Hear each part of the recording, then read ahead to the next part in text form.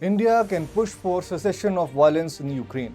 India has influence over Moscow. Will it use it? Let's find out. Hi and welcome to TFI English, the national socio-political analysis arm of the TFI Media Group. I'm your host Piyush, and if you haven't subscribed to TFI English yet, hit the subscribe button and also click on the bell icon to receive all the recent updates. Coming back to the story, I will tell you why it's India alone that can stop the Russia-Ukraine war. Let's begin. India is the only country that can stop the Russia-Ukraine war, which has taken a devastating humanitarian toll on Eastern Europe. Thousands are dead, while close to 10 lakh refugees have fled Ukraine. It is expected that 1 million Ukraine refugees will further flee their country in the coming days. Ukraine has been destroyed. It is fighting a war it simply cannot win. It is engaging in extensive propaganda and disinformation campaigns, but when faced with an enemy of the size and scale of Russia, just how long can it prolong the imminent? It is in this context that Ukraine's repeated appeals to India for intervention becomes important. Ukraine's Foreign Minister Dmytro Kuleba on Saturday urged Prime Minister Narendra Modi to reach out to Russian President Vladimir Putin to stop the ongoing invasion of his country. Kuleba pointed out to the special relations between India and Russia and said all countries who enjoy special relations with India can appeal to President Putin. We call PM Modi to continue reaching out to President Putin and explaining to him that this war is against the interest of all. The Ukrainian Foreign Minister also said ordinary citizens can put pressure on the Russian embassy in India to demand from them again to stop the war. Ukraine does not need this war.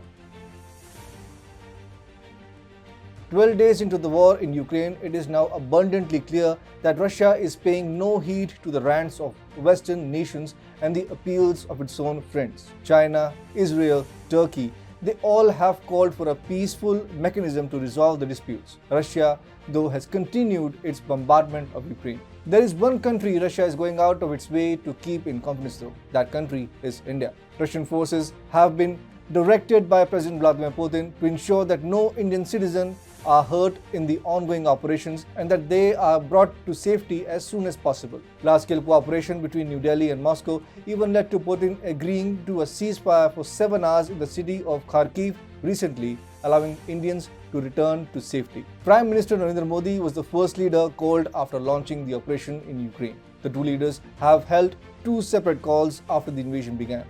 It is clear by now that if there is one leader Putin is willing to listen to, it is Narendra Modi.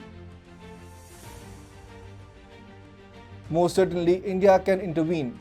You see, there was a reason why Putin dialed PM Modi first to explain Russia's position. He understands that there might arise a need in the future for a ceasefire or a third-party mediated talks between Russia and Ukraine. Putin would want that third party to be India. The West recognizes India's position as a powerful democracy as well. India is not joining the Western ranks to lambast Russia is a major downer for Washington and its NATO allies. The democratic world has not come together to shun Russia because India itself is the largest democracy around. India has abstained repeatedly at the United Nations from voting against Russia. This was followed by the West threatening India with sanctions. Did India change its position?